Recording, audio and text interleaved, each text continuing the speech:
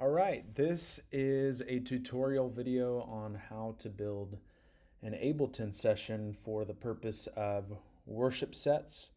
And so I'm going to walk through this whole entire thing based off of my step-by-step process, and hopefully you find it useful to you. So the first thing we do, I already have mine pulled up, but you want to open up Ableton. And usually it starts out blank, so I'm going to act like we are opening up a blank session. And here's what it should look like when you first open it up. Now in Ableton, you have two views that you select from. Now, here is something that's very useful, this little arrow here at the bottom.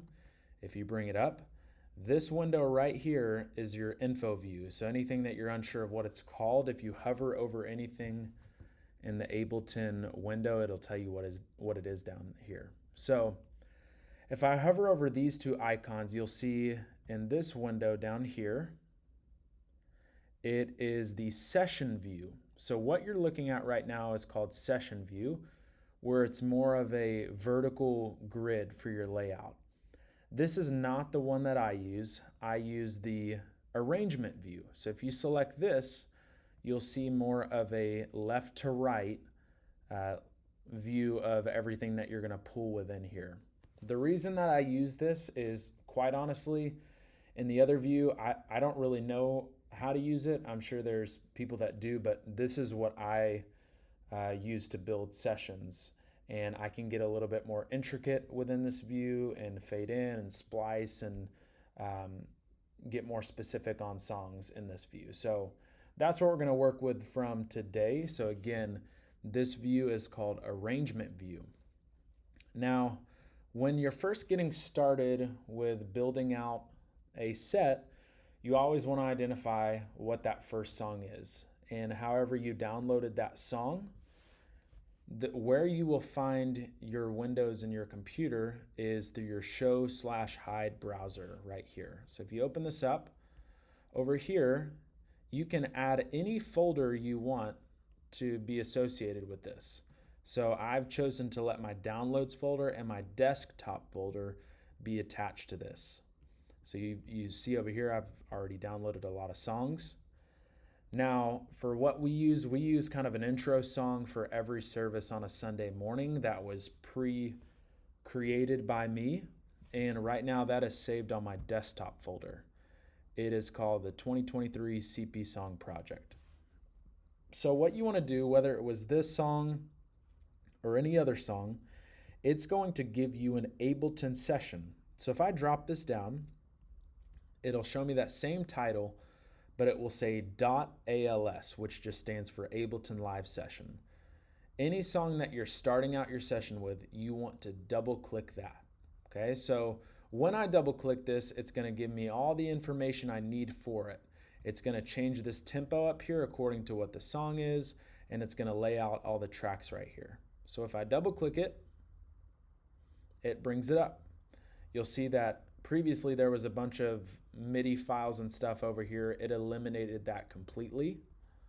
So now I have this first song that I get to work with.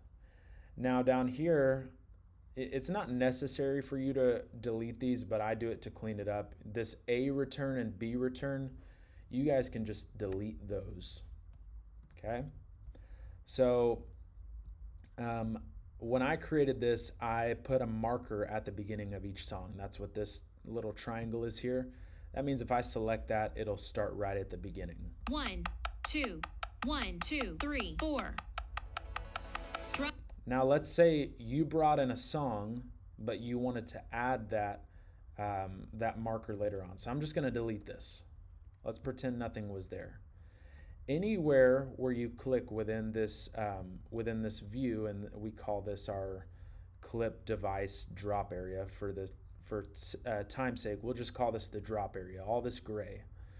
Anywhere in the drop area, you're able to put a marker within. So you always want to put a marker at the beginning of each song. So that would be right here for me. I can always check by just clicking the space bar. 1, 2, 1, 2, 3, 4. So that's right at the beginning. So in order to set a marker, you want to press this button right up here. It's the set/delete locator. I just call it the set button. So if you see there's kind of a hint of blue in here, that means that's where it's going to pop it up. So I click set and it gives me that marker. And if I click within this, I can rename it. I do just Command R on Mac, but you can right click and rename it. And I'm going to rename it to whatever that song is. So this for us is going to be called the CP song, and you click out of that to save it. Okay, so we know that this is not the only song that we're going to do. So this button up here is called the loop punch recording region. Basically, if your timeline gets to the end of this marker, it will go back to the very beginning, which if you're doing a worship set, that is like your nightmare. You don't want it to go back to the beginning. You want it to keep playing through from left all the way to right. So what we're going to do is we're going to take this to where you see this icon change, and we're going to stretch it out. We don't know how long it needs to be stretched out for yet, but just for right now, we will stretch it out that far. The next thing you want to do is, depending on how you set your songs up, you want to find, like, let's pretend right now, because I know I'm going directly from the CP song into my first song, I want to find exactly where this song ends. So one tool that I find helpful for this is my clip overview zooming hotspot. So if you take your cursor and you hover over this area up here, it changes to a magnifying glass. If you just click on it and go up and down, it will zoom in, it will zoom out. You can also zoom in and on your trackpad go from left to right. This view up here is basically everything that you're seeing down here. So if I was zoomed in this far but I wanted to jump to the beginning of the song, I could just go over here and click right here and it would jump me right over to that area. So this is very useful when you're cutting stuff, when you're trying to get more specific. So I am going to find where this song ends. So one thing that helps me with that is if I drop down my guide over here by just pressing this little arrow, it allows me to see the audio peaks of where this little voice part, and I'll show you. All in. That little button that I just pressed, the S, it means solo. So it's just going to play that audio clip. So this always says ending. The very last one always says ending.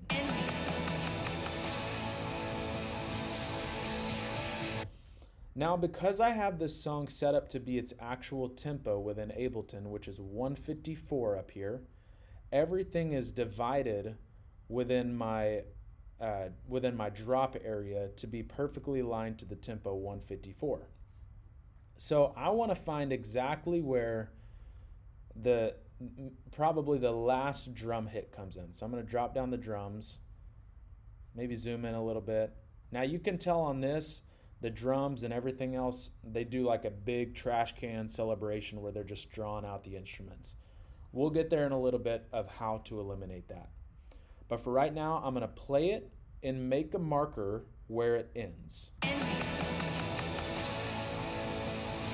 So you can tell right here is where the drums did that last hit. So I'm going to set my marker here, and I'm going to go to my set button, and this is where I want to start the count for the next song that we do. Okay? So let's determine what that next song is going to be. So I open up my show hide browser. I'm going to go to my songs, and we are going to do the song This Is Our God. So over here I have them labeled. This Is Our God. This is just another repaired version because the first file was corrupt. But it tells us right here it's 80 beats per minute.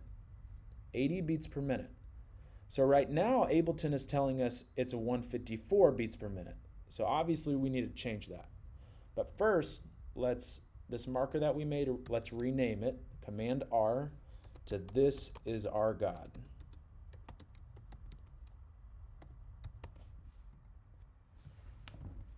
I might have had a typo in there. One sec. Okay, so we want the tempo to change from 154, which was the CP song, to 80 for This Is Our God, right where this marker begins. Okay? So here's how we do that. There's a very useful button called automation mode, and it's right here. It's right above these tracks. It's the little arrows pointing to the bottom left and the top right. If you select it, it turns blue, and you'll see down here in this master, it changes when you select it. Now it's allowing you to work within here, okay? So this is very important. When you are changing tempo, you have two boxes here. We call this our minimum value box, and this is our maximum value box. Here's the rule of thumb. The first song that you start with, depending on if it's faster or slower than the next song coming up after that, tells where I'm going to put 154 in here. Now, because I know that I'm going from the tempo 154, which is really fast, to 80, which is about mid-tempo, I'm going from a faster song to a slower song. So I want to make the faster song be my maximum value. So I'm going to click in here and change this to 154, press enter. Okay? And then I want to change my minimum value to the next song that I'm going to. So that would be 80. So 80, enter. Okay? Now you'll see this red line up top. Right now it's set to that maximum value. So I'm going to put a marker. You'll see where that blue dot comes in. I'm just going to put my first blue dot right where my marker's at. You press it, it makes a marker. I'm going to make a second marker anywhere to the right of that first marker. It doesn't matter where, because you're going to be dragging it down. So take that blue dot. You got to make sure that the dot is blue first, just the dot, and drag it all the way down where it meets that marker and it shows 80. Now I'm going to show you something. When I zoom out, you'll see that my tempo is doing all this wonky stuff. Don't ask me why it's this way. When I made the CP song, it just did a bunch of weird stuff that I didn't clean up when I first made it. So if you ever get something like this, your tempo is going to be increasing the whole time. You don't want that to happen. So just take any of these markers later, select it, and just drag it out to the bottom. You can stretch it out as far as you want. Okay? Remember, I can look up here to get back to where I want to go. Okay, now our tempo is set for our next song. So what I'm going to do is go to that song, This Is Our God. I'm going to drop it down. Now, unlike the first song, I'm not going to double click this ALS file, because if I double click this, it will then only bring in the song This Is Our God. But I'm wanting all of these songs to be together. So instead of double clicking it, which we only do for the first song of our session, I'm going to drag this at the bottom of the last file. So watch this. I'm holding it. See that black line? If I drop it anywhere where you see that black line, if I dropped it right here, it would go in between synth effects and bass from the CP song. But I don't want that. I want it to be at the bottom of the last audio file, and I want to drop it. Okay? So now we have all these audio files. If I left it here, it would sound like a mess. I'll just show you what it sounds like. 1, 2, 1, 2, 3, 4, vamp. Now, obviously, that's happening because we have two songs lined up with each other where they don't need to be. So you want to take the song that you just dropped, and you can know which song you're dropping based off where the new click comes in. You have a click for the CP song. You have a click for This Is Our God. So you want to select this one, go down, shift, select the last one. Now these are all selected. And I want to take where you see your cursor change to a hand and drag this over to that marker that we made. Now, I may drop it and it's not super specific. I can zoom in, get it right where I need to be with that song. Now, be careful not to drop it where like the click is not in the click spot. You want it to be lined up where it started. Drop it. Okay, now we have it where we need to have it. So if I listen back to it,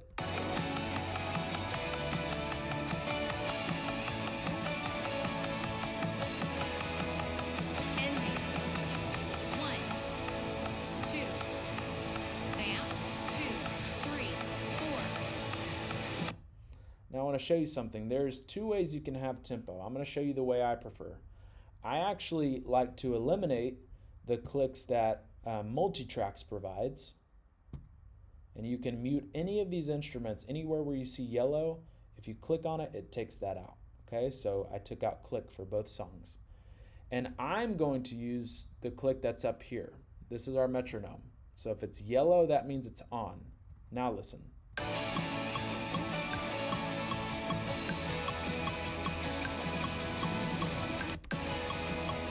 Ending. 1, 2, vamp, 2, 3, 4. Now, that sounds great. However, those clicks are really spaced out. If you're ever in 4/4, which we are in for both of these songs, that's our time signature. I typically, instead of 4/4, I'll change this time signature up here to 4/8. So where you see the second 4, click in it, press 8, and press enter. Now it'll double that up.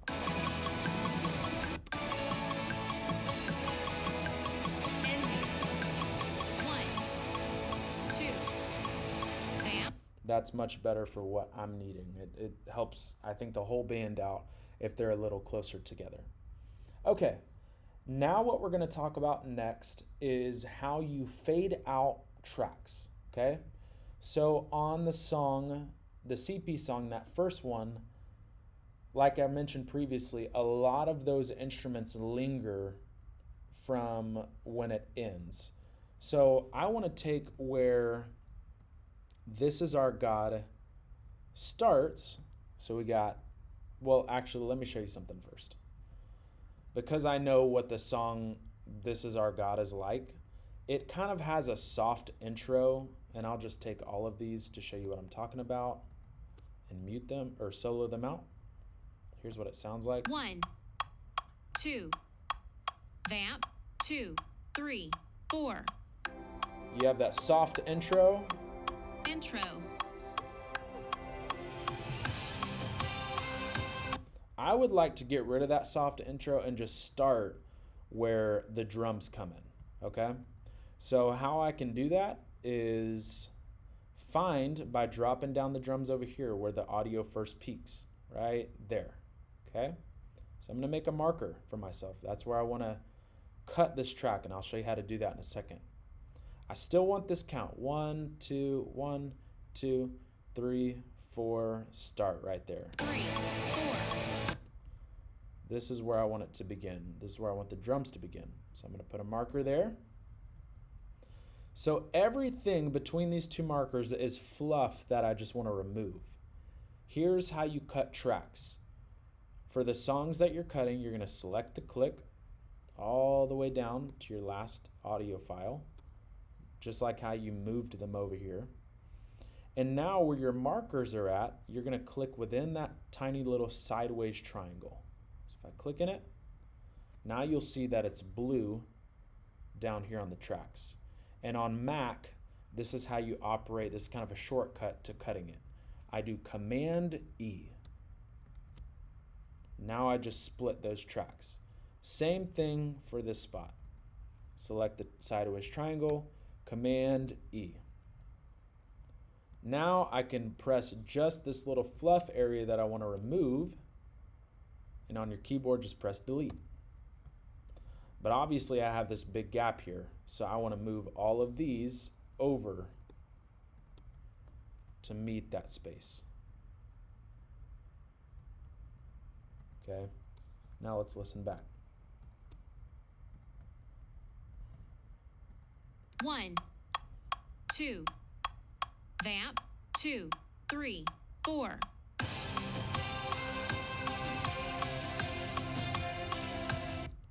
That's a lot more how I want it. Now, it does sound very empty leading up to that point. Sometimes when you cut out those intros, it's good to go back and see if there's anything that can be added. For example, I don't need this portion because there's nothing happening here. So I can delete that and I can pull this back to see if anything was happening beforehand. And if you look closely, there was a little bit of swell in there. And I'll show you what that sounds like now. So that little cymbal swell, that's nice to have in those tracks. So I want to try to do that for every track to see if there's something that could be there. Percussion, I'm going to delete this, pull it back, got a little swell in, you can see the audio peaking there, and repeat that process. Nothing really there. Synth loop. Now this is just in from the start. Since the audio is just in right away, I would like to fade that in. So here's how you fade in and fade out tracks. Remember, you got to have this automation mode clip turned on. But any of these files, if you drop it down where it says speaker on, I want to drop down that menu and change this to track volume. Okay, now if I hover over this red line, it will light up. Same like with your tempo, you want to make a marker where it starts, make a marker where you want to fade in to. So I want to fade from here to this point. You want to make sure that that blue dot only is selected and drag this down. Now let's listen back.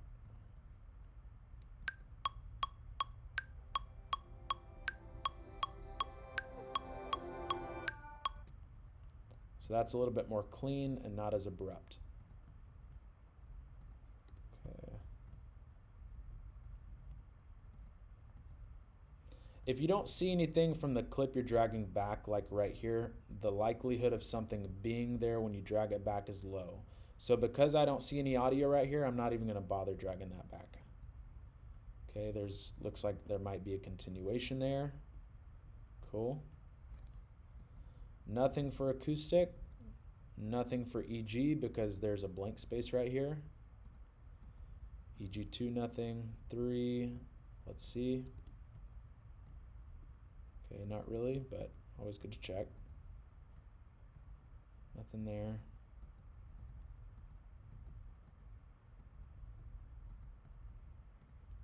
Let's check. Yep, good to have that in there. Nothing.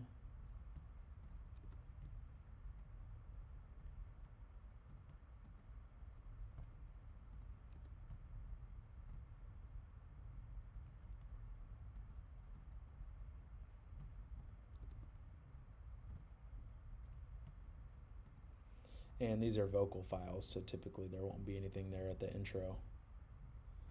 Blank space right there, so you don't have to worry about it. Okay, cool. Now let's play this back and let's see, just by adding that little intro piece, how that allowed it to change. 1, 2, vamp, 2, 3, 4. So that's much better than just the abrupt start that would have happened right here. So if you ever make a cut and you want to recover what was there before, you can still drag those back. Okay, so now we have This Is Our God how we want it. I can remove these because they were just there to help me know where to cut. And what I want to do next is, I know that the start of This Is Our God is right where the drums come in, right here. So I'm going to make a marker right there. So what I'm doing is I'm communicating to myself, I want the audio files from my previous song, so CP song, to be completely faded by this point at the start of This Is Our God. So I'm going to do that same process. I am going to drop down every audio file. You can see there's a lot of hangover here. So again, speaker on to track volume. Make your markers. And this time I'm going to fade it down. So now it's completely out. I've got some carryover with bass. Track it down.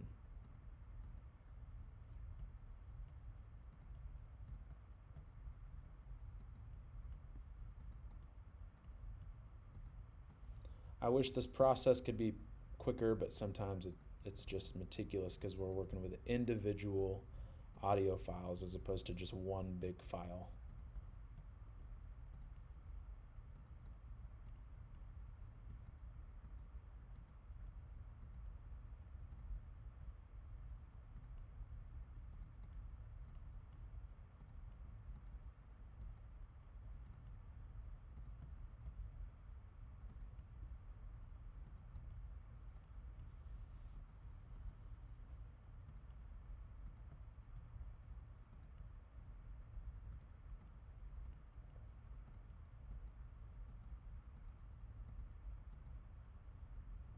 Okay.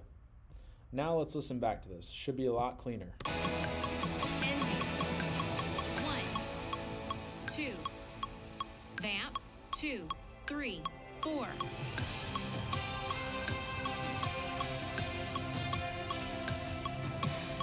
Much cleaner. That's exactly how we want it. So anytime you do any cutting like we did for This Is Our God, you always want to make sure that you make this one audio file again. That way, if you do move it around, you don't have to like only move this one first and then move this and then move the next one next because they're not connected. But so we're just going to make them one audio file. So what you want to do is you just want to select all of these. So I typically zoom out to know that I'm getting everything. So again, that's just shift and select all of them. Oh, I might have did that wrong. Okay, they're all selected. And on Mac, we call this consolidating, so making them one audio file and eliminating all those cuts that we did. It's going to be Command J, Command J. And then it's going to do its thing.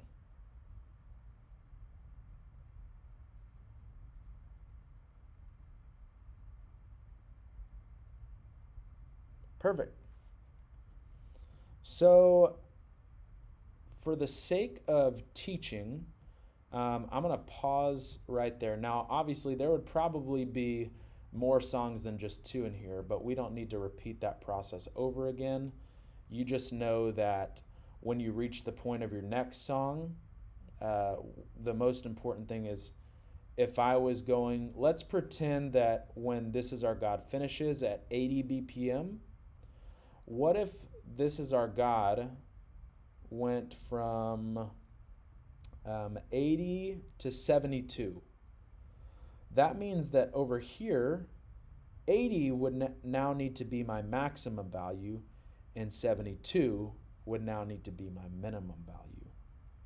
So you have to think about it that way. The direction in which you're going from left to right, is it getting slower? Is it getting faster? And depending on that is how you would change these, okay? So at this point, I want to show you how to change a key. Now, typically when you download a song, you're only downloading for one key. So for the song This Is Our God, I downloaded this song in the key of C.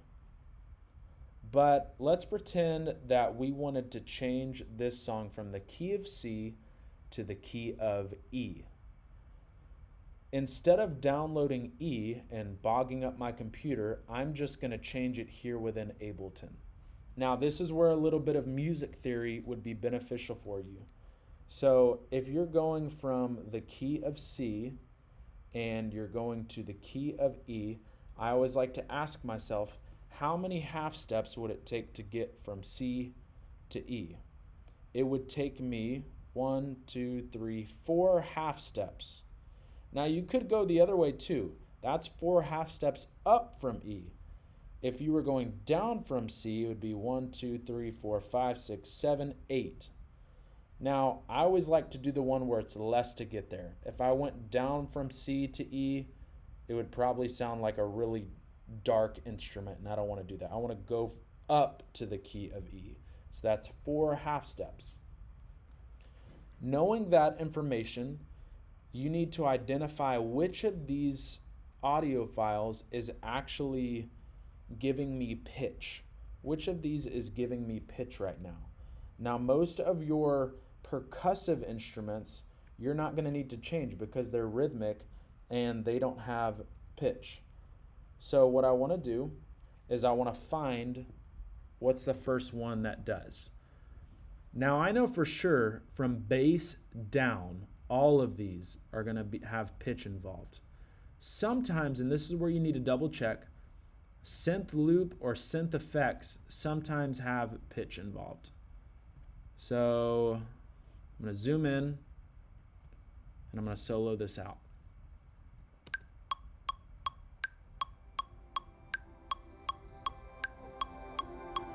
So there's definitely pitch involved there, so I want to change that. And then I'm going to check this synth effects.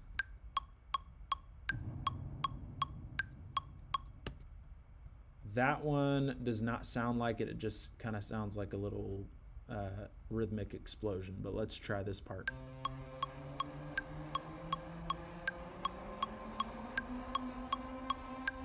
So it does have pitch.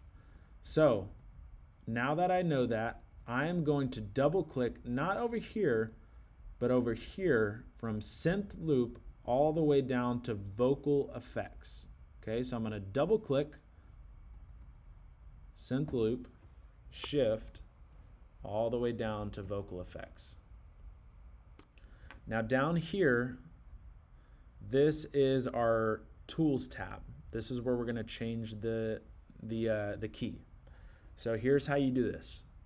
You go from beats, drop down that, to complex.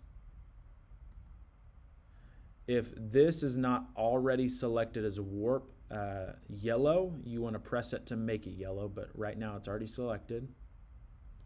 And then down here in this left side area is where you want to enter the amount of half steps that it takes to get to the key of E. Now we said previously we want to take the shorter steps to get there. So for this, it would be going from C to E up 4 half steps. So I'm going to click in that area, type in 4, and press enter. Now let's listen back. 1, 2, vamp, 2, 3, 4.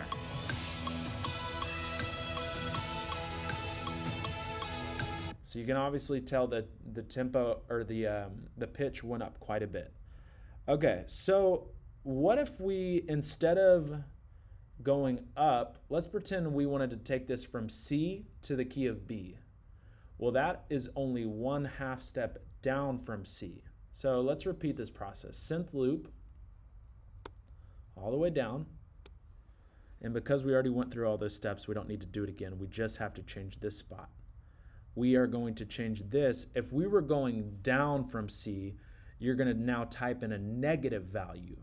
So going from C down to B would be -1 because you're going down 1 half step. So I'm going to type in -1, enter. 1, 2, vamp, 2, 3, 4.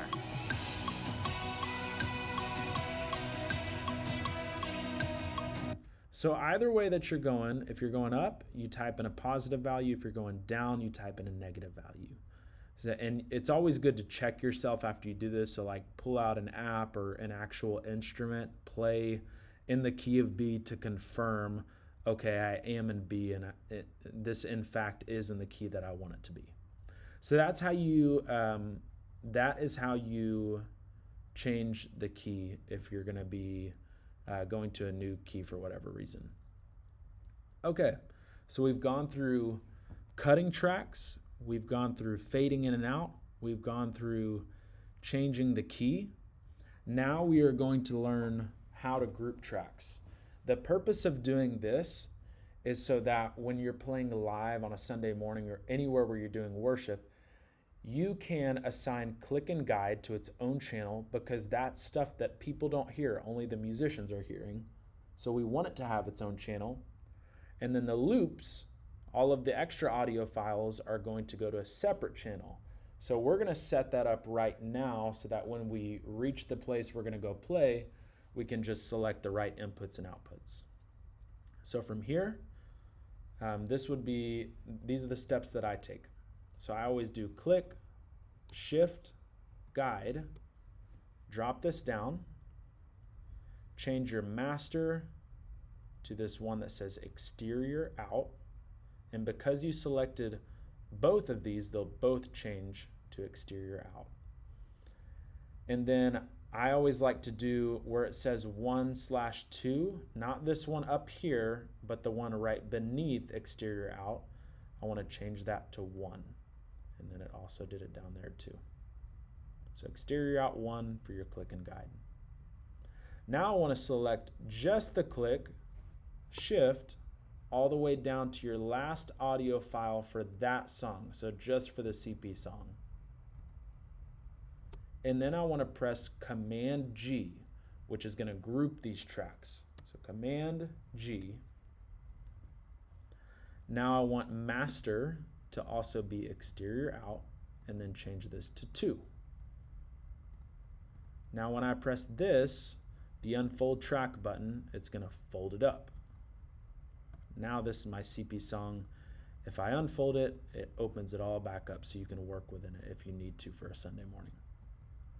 And then if you right click in here or Command R, you can change that. I always like to write out the song and the key that it's in, and even change the color. So I can right click, make it whatever color I want.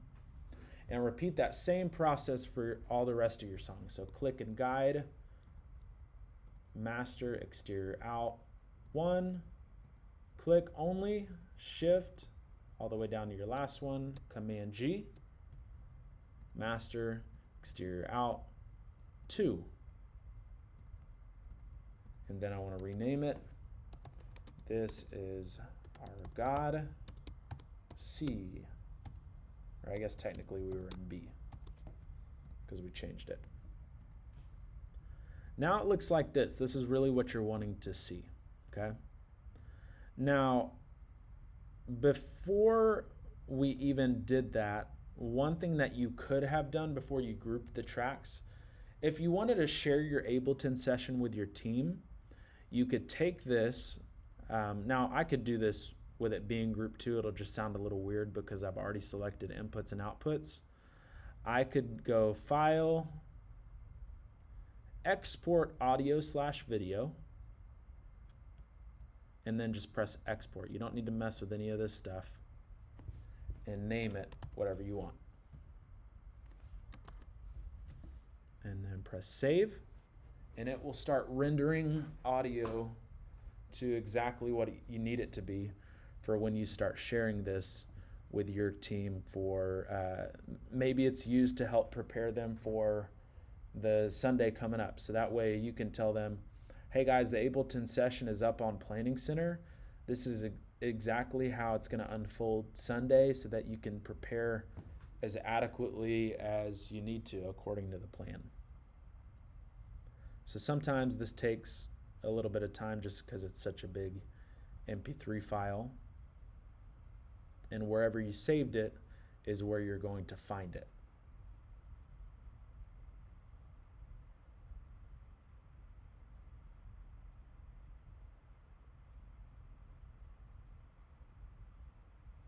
Okay, so I saved it on my desktop. I saved it as test2. So it's going to look like this, test2.aif. That's how it saves the audio file, but you actually don't want it to stay there.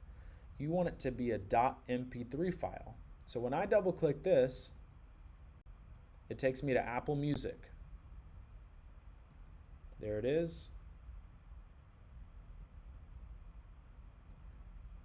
And it is playing that. So I would then select it. There may be another way you might do this to change it to MP3. This is just how I do it. So I select it, I go File, Convert, Create MP3 version, and it begins to make an additional song that's titled the same exact thing, but this is an MP3 version. That's what I want to share with my team because that's going to be the most accessible to them.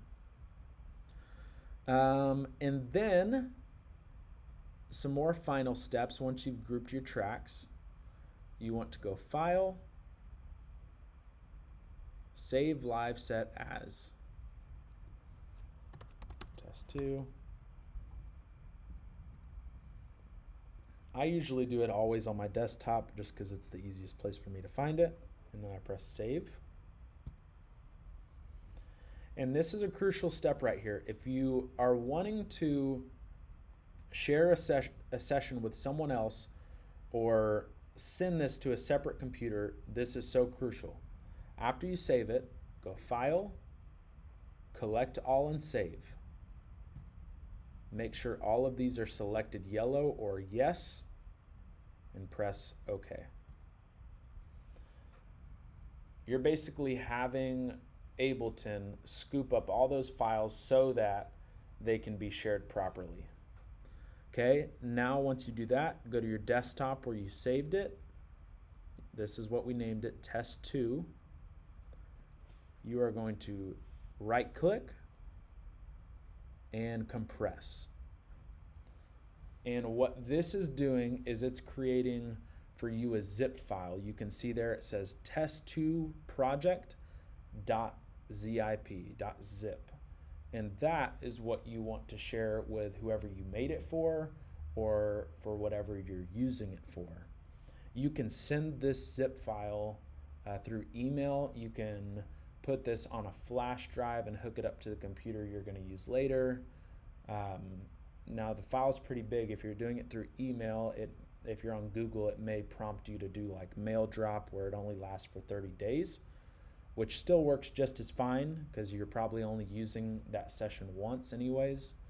But this part is so crucial. You want to make sure that that zip file is being created so that you can use it. Let's pretend that I didn't create a zip file and I was sharing just the ALS file, the Ableton Live session, without compressing it onto another computer. It would bring up all of my audio files as I made it, but when I open it up, they would all be gray and they would all be disabled because I didn't collect them. So that's a disastrous moment to try to work through. So always save it as a zip file. So here it is, and that is what you're going to share. When you get to the next computer, whether you're taking this from a flash drive or opening it up through your email, you want to download that zip file. You want to double click it from that new computer. And what it's going to do is it's going to when you double click the zip, it's going to open up this ALS file on that new computer. That's what you want to eventually open up. So I hope this was helpful, and I hope it will help you create the best sessions for you in the future.